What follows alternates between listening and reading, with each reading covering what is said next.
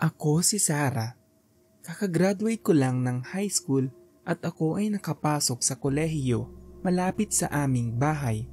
Dahil sa gusto kong makatipid ng pamasahe at matutuluyan, minabuti kong mapalapit sa aking pamilya.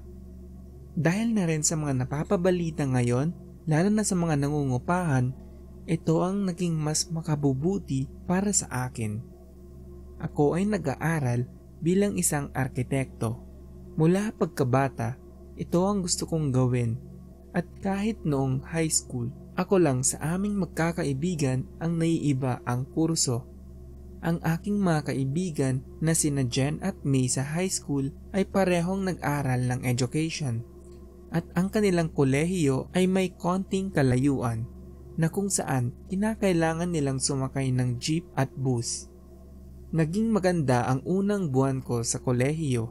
Hindi madali ang makahanap ng makakaibigan, lalo na sa paiba-iba ang schedule ko. Makaraan ng ilang linggo, may isa akong nakilala, si Ann.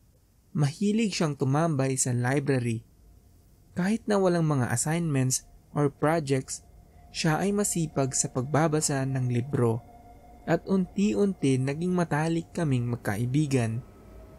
Makalipas ang panahon, isang araw habang papunta sa aking next subject, nakasalubong ko si Ann papunta ng library. Nagtinginan ang mga tao sa akin. Tila ba nagulat sila at hindi ko maipaliwanag kung ano nga ba ang nangyari. Tumunog bigla ang bell at nagmadali akong pumunta sa klase. Habang tumatagal, nakikita at napapansin kong iba ang trato ng mga tao sa akin. Ang mga iba kong kaklase ay hindi ako gustong maging partner sa mga projects. At si Ann ang lagi kong nagiging kasundo sa klase. Pinisita ako nila Jen at May bago ang aming exam. Dahil sa matagal kong hindi nakabanding ang aking mga kaibigan, sila ay aking ipinasyal sa aming kolehiyo. Pagkatapos ay kumain kami sa labas. Habang nasa restaurant, nagring ang aking telepono. Si Ann ay napatawag. Sinabi niya na hinahanap daw ako ng aming professor. Sinamahan ako nila Jen at May pabalik sa kolehiyo. Pagpasok ko ng aming main hallway, nakasalubong ko si Prof. Ngunit matapos ko siyang lapitan at tinanong kung bakit ako pinatawag, itinanggi niya ito. At ang nakakapagtaka ay hindi niya kilala si Ann. Siguro ay napagod lang si Sir, kaya ganito ang kanyang nasabi. Nagkaroon kami ng project sa school.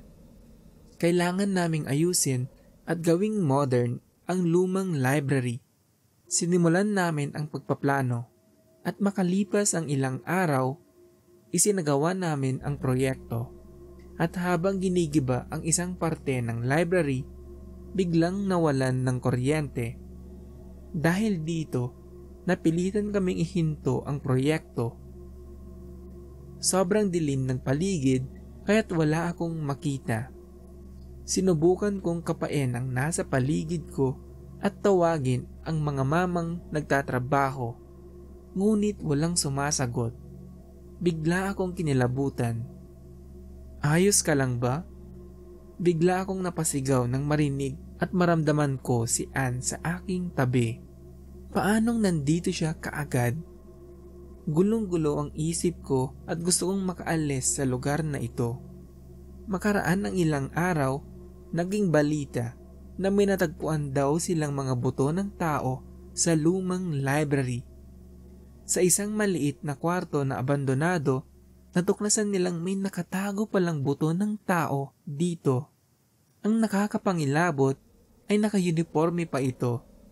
At nang matapos ang investigasyon, ito ay isang estudyante dati sa kolehiyo. Ayon sa mga detectives, ang kanyang pangalan ay Ann. Siya ay natrap sa maliit na kwartong ito. At sa kanyang tabi ay ang kanyang mga libro.